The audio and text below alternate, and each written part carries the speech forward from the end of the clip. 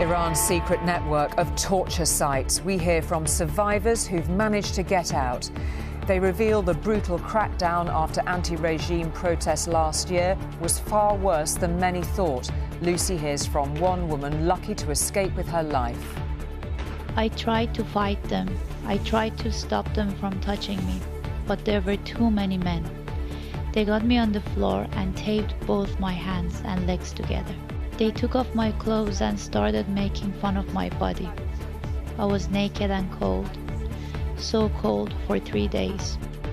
Using testimonies and satellite imagery, Lucy has pinpointed so-called black sites where Iran's morality police have meted out their worst. It is a shocking picture of a regime whose cruelty seemingly stops at nothing. Also on News at 10 tonight.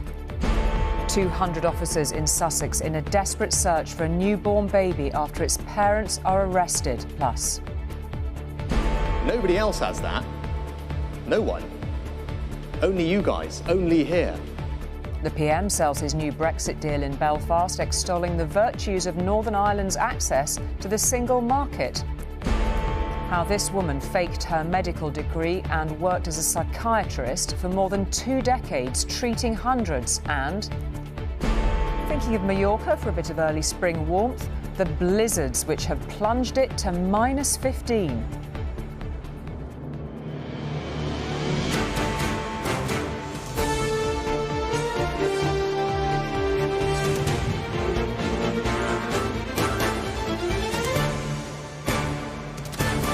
This is ITV News at 10 with Julie Etchingham. Good evening. There are, it seems, no limits to the repression in Iran to stamp out the protests that have been going on since last September. ITV News has uncovered evidence of secret torture centres where the regime attempts to terrify and silence activists. We've tracked down people who've been subjected to terrible cruelty with rape, electrocution and fingernails pulled out. By cross-checking their statements against satellite images, we've managed to locate where these so-called black sites are. Lucy has met torture victims who've made it to the safety of Turkey out of the clutches of Iran's brutal morality police. Well, the protests began after the death of a young woman in the custody of those morality police. You may remember she'd been arrested for not covering her hair properly against the country's strict Islamic dress code. 5 months on, the barbaric consequences of the regime's crackdown are still being felt.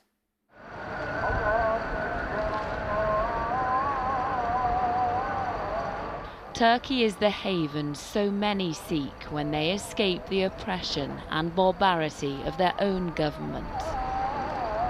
It is always darkest before the dawn, and for 74 nights and days, 24-year-old Azadeh has been in hiding, fleeing the Iranian regime's crackdown and cruelty. I tried to fight them. I tried to stop them from touching me, but there were too many men. They got me on the floor and taped both my hands and legs together. Azadeh fled here after being arrested and detained in Iran in December. She was grabbed in the street by plainclothes officers in Tehran. Blindfolded, she was driven for 20 minutes to an unofficial detention centre. This building in the same area is a so-called black site, a hidden jail belonging to the Islamic Revolutionary Guard.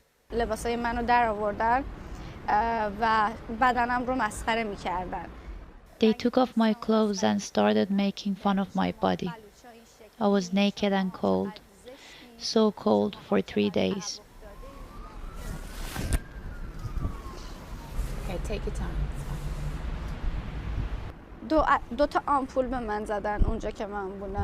Then they injected me twice. I couldn't talk. I couldn't feel my legs. I couldn't walk. And then at the very end, they cut off my hair.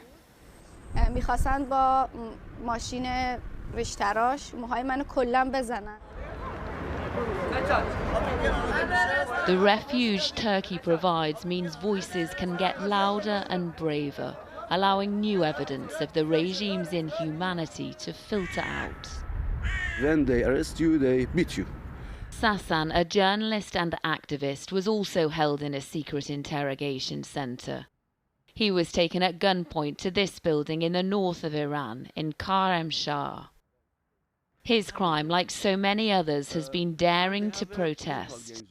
The torture begins after electric shock. They do something with your nails. They rape you rapidly. They call themselves moral police, and they have no moral codes. Torture is a tactic in these detention sites where they operate outside the rule of law. You know, everyone on that country who is in jail, we don't know what's happening to them. Right now, that exactly the time that we are talking, they are under the torture. You know, it's something like Dark Age. We then travel to meet a human rights lawyer who escaped from Iran 2 months ago. His recent clients have been abused in similar places. He agreed to speak to us, but not reveal where he is. Very nice to meet you. Salam. Iran's regime in the last few months has completely put aside the law. There is no justice. They sentenced me to 6 months in prison and were going to jail me for 10 years on top of that, for simply doing my job. Farid, too, was once detained at a black site in Tabriz as a student. ITV News has identified 3 such buildings in the city. This location is used specifically for under 18s.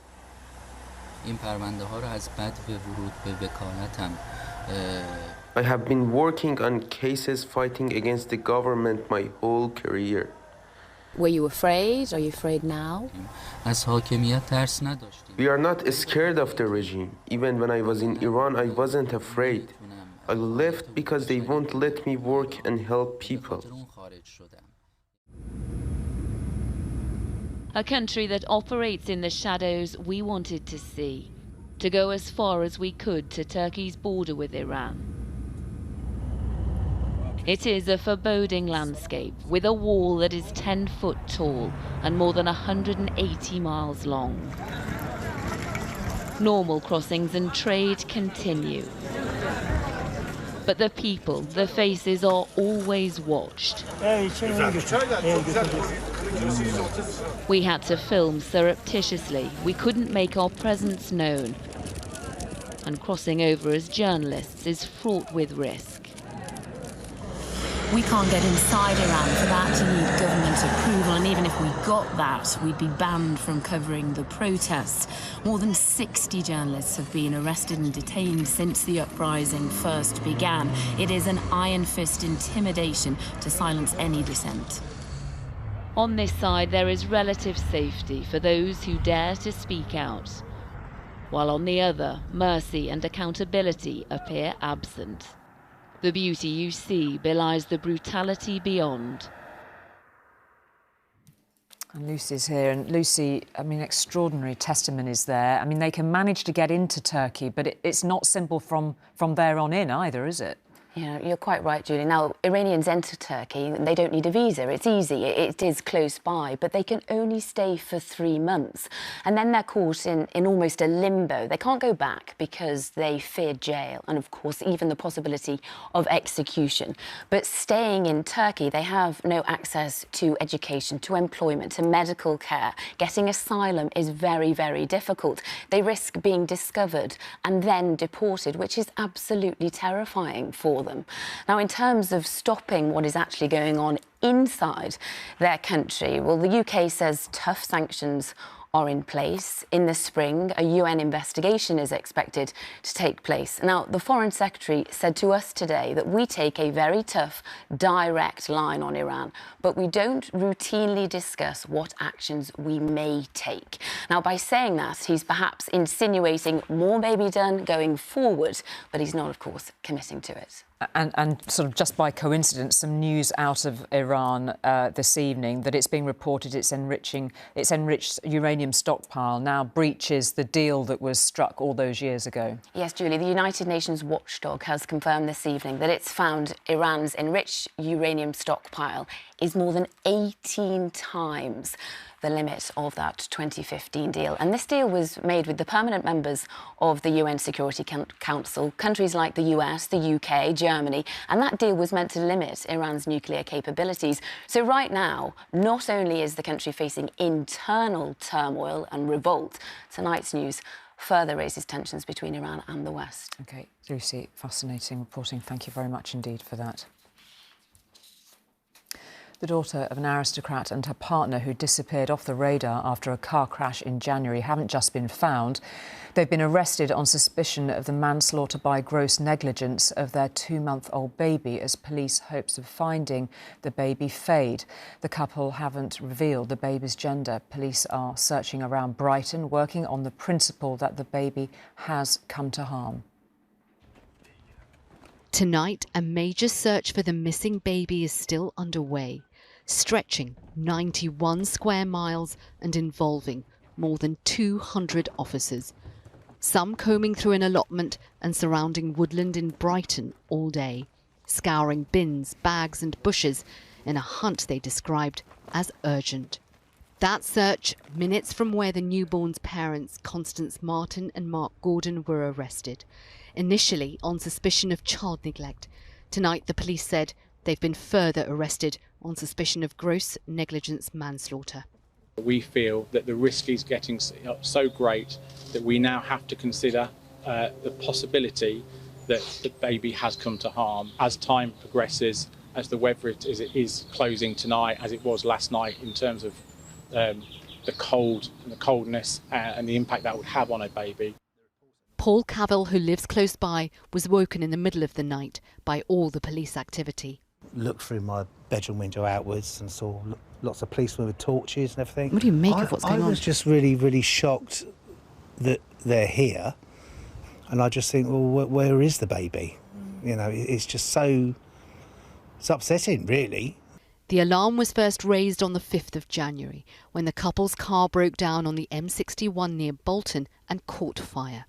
Since then, they've spent weeks evading police by travelling across England by taxi.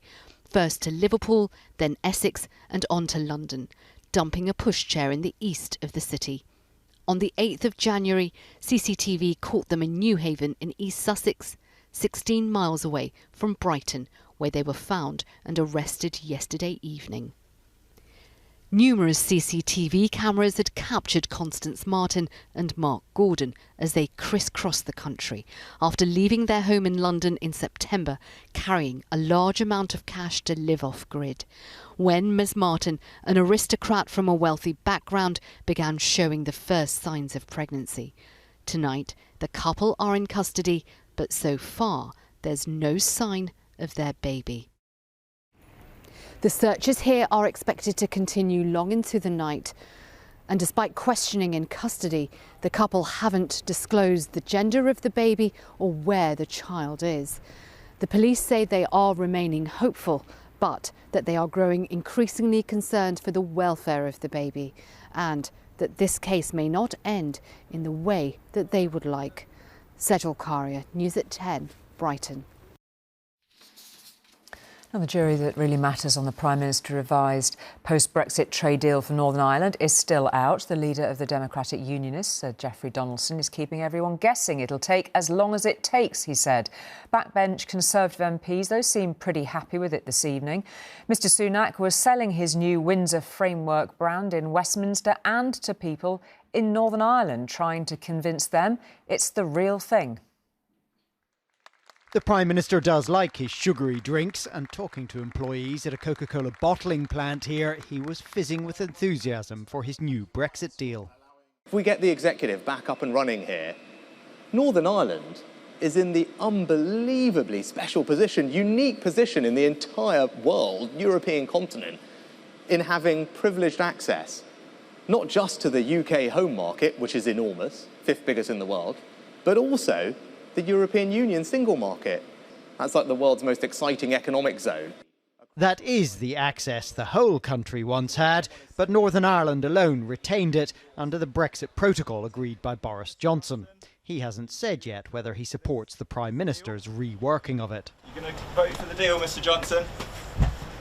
The new Windsor framework offers a green lane with no checks for goods travelling from Britain to Northern Ireland. Goods carrying on to the Republic of Ireland will be checked. It also offers a so-called Stormont break, whereby the Stormont Assembly will have the chance to stop new EU laws applying to Northern Ireland. Businesses hope the green lane system means suppliers in Great Britain will consider them again. We're hoping the new deal will actually bring us back to where we were 3 years ago, which just means it's a nice level playing field. At the minute, as soon as you say the word Northern Ireland to suppliers in England, just don't want to know.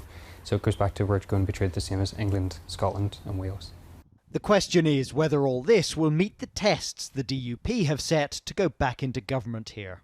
We need to take time to study the legal text, the political declaration and the command paper to get legal advice and to come to a considered view on this. So, as I have said, it will take as long as it takes, and I hope that we can do that within a reasonable period.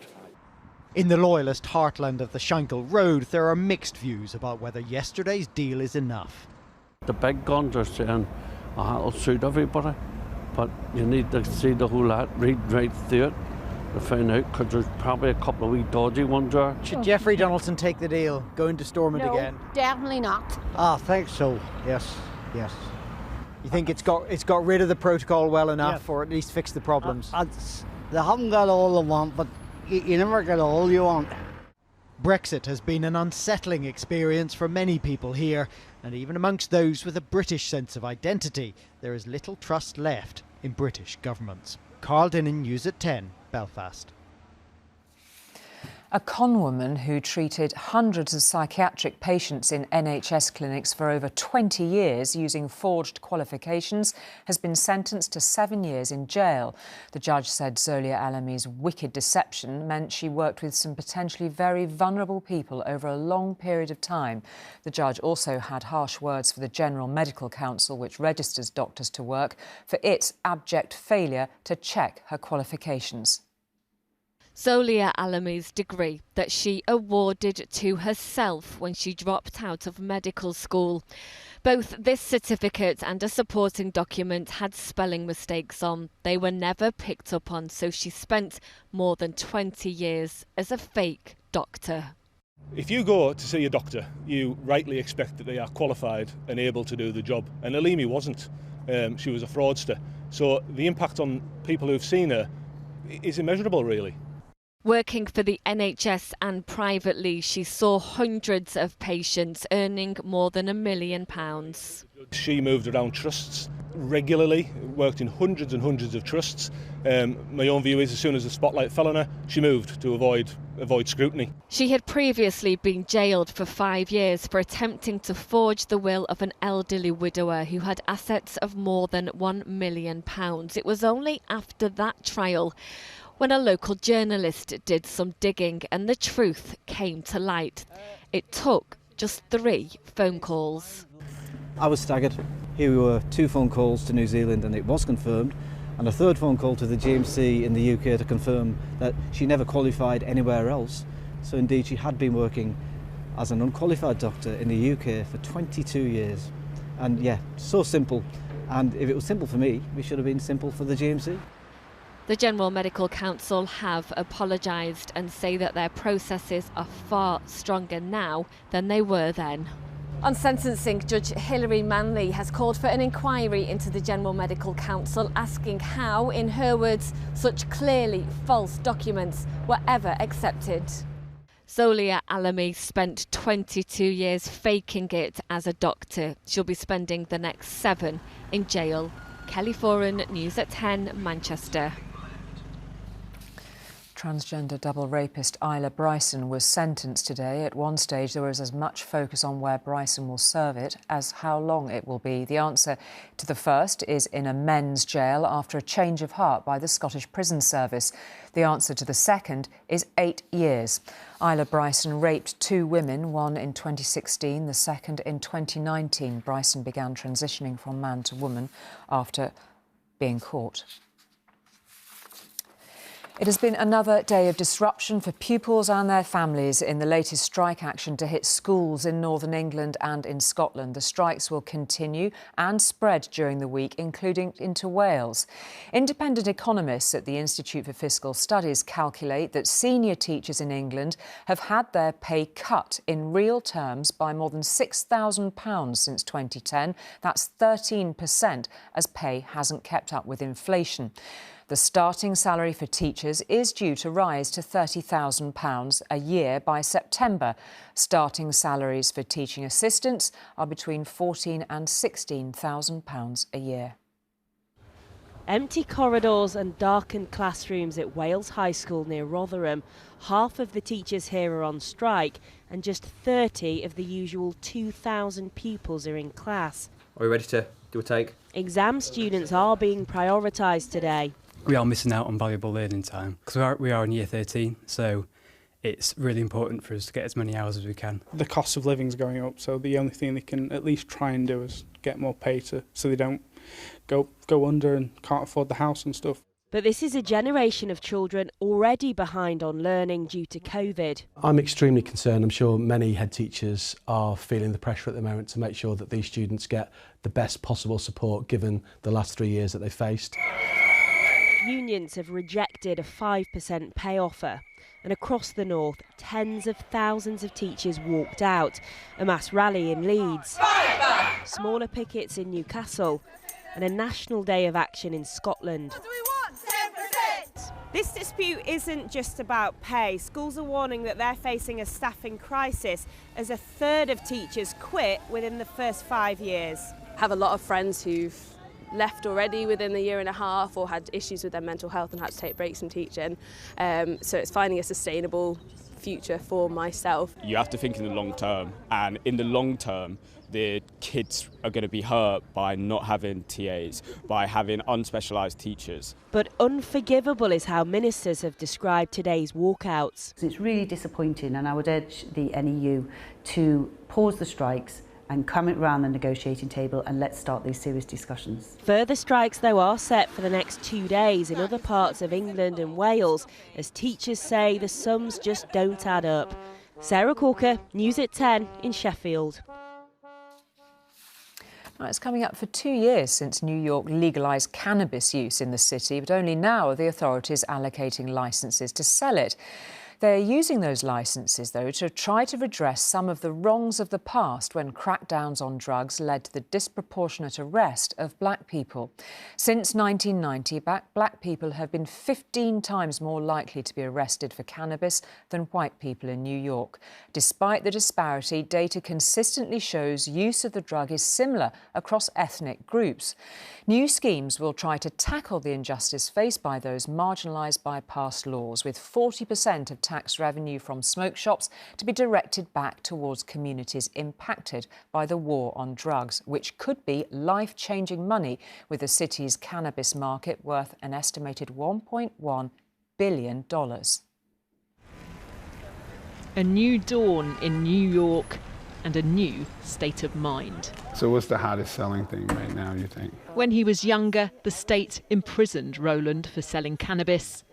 Now it's encouraging him to do just that. Those convicted of marijuana offences being given a head start in the legal cannabis industry here, prioritised for shop licences. When you get locked up, you carry the stigma of convict. You can't really shake those particular things. It makes it hard to be able to get a job. The idea to help redress the racial injustice of past prosecutions. You do want some type of justice. One of the first things that hits you as you walk through Manhattan is the smell of cannabis. It's everywhere. But what I find most striking and want to learn more about is New York's belief that a drug once seen as a social evil can now be a means for social good. More than that it can help right past wrongs. America's public enemy number one in the United States is drug abuse. In the 70s, President Nixon declared a war on drugs. New York, the first state to impose tough penalties for cannabis possession. But over the decades, it disproportionately criminalised poor, mostly black and Latino neighbourhoods. across the street was the first time I was arrested for marijuana. James's childhood was punctuated by police encounters.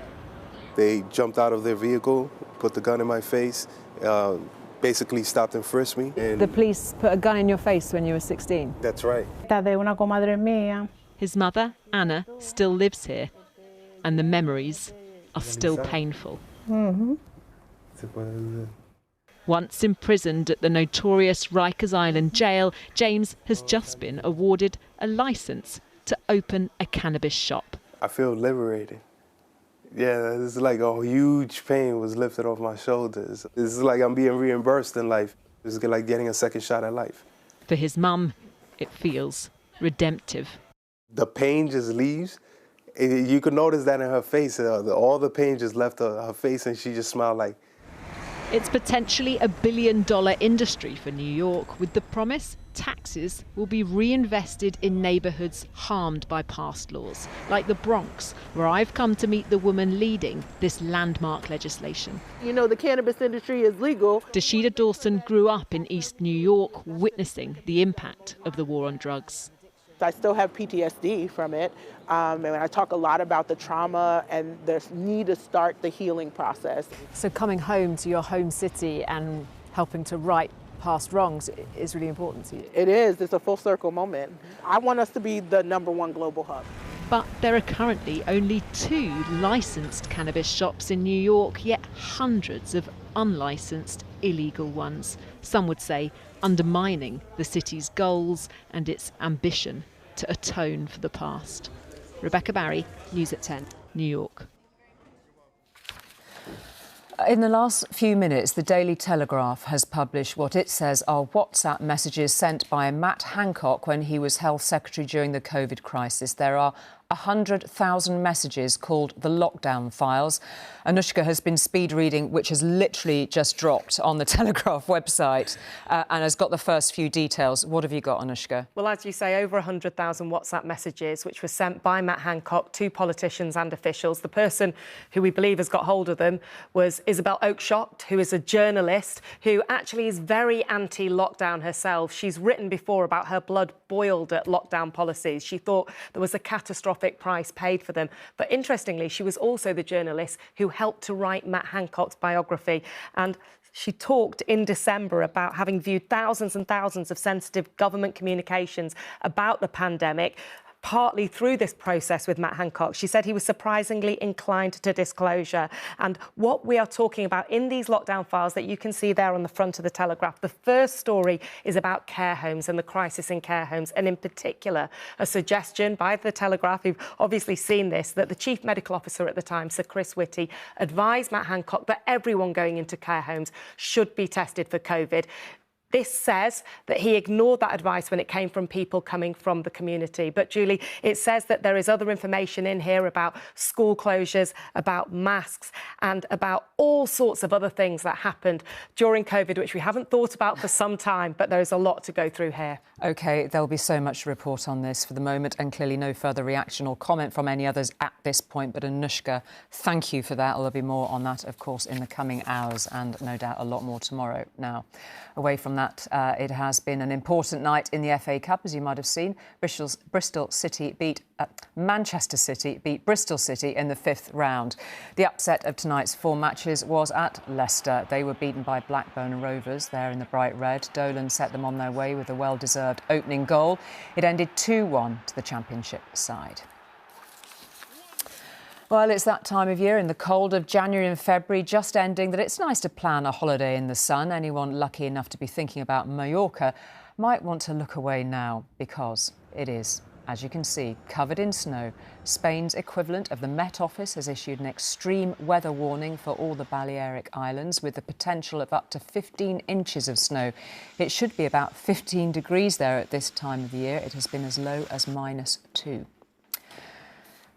Finally, a his and hers workout for Prince William and Kate. They were put through their paces in a virtual endurance bike race through the Italian Dolomites without leaving a leisure centre in Aberavon in South Wales. For 45 seconds, they raced one another. Not for nothing are they called the Prince and Princess of Wales.